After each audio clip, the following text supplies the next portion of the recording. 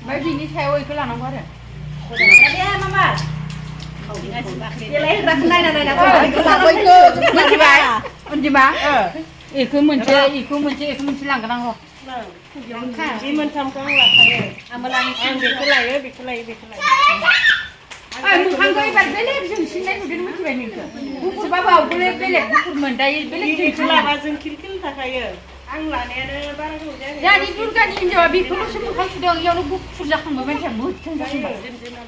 Unjima ni akhirnya kita bilang macam hai. Beauty parlor jangan sampai di akhirnya kita sendiri. Wah, beauty parlor kalau teman kita akhirnya sendiri siap-siap macam sama kau. Sanjunnya pun ada sih besar. Dengar gusti sama apa lipstick apa macam kami dia gusti betul. Di foundation tu lah, orang patah melai. Hah? Terbaik lah. Barang ada ni. Yang mahal barang terbaik lokal ya. Barang kerana itu. Mahal.